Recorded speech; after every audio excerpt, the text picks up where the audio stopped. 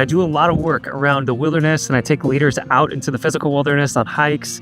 We talk a lot about the spiritual, emotional, relational, and business wilderness seasons that they're in or they might be in. But I also use the garden metaphor, and I think this is a perfect example of how the garden works.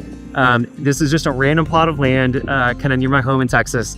And these are some, beautiful flowers that are growing just in a field, and those are great. And right next to them are a bunch of thistles.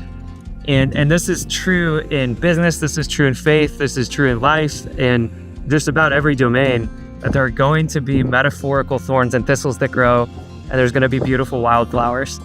Obviously, we want the beautiful wildflowers to thrive and bloom, and there's a parable that Jesus talks about of planting your seed on good soil so that it multiplies 30, 60, and 100-fold. It's talking about faith, mostly. But the same principle is true in business and in leadership, that you want your soil to be healthy. You want the soil to be strong and firm and watered and the nutrients to be dense, so that when you plant the seed, everything blooms and grows and thrives. But the reality is thorns and thistles also grow in the soil too.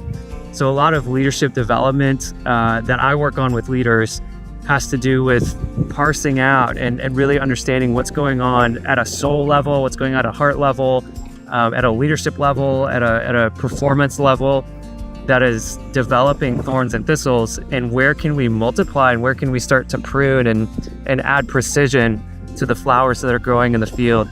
So I just wanted to give you a little real life metaphorical example, but be thinking about what are some thorns and thistles in my leadership, in my spiritual life, in my business, in my home, and what are the wildflowers that are growing right now.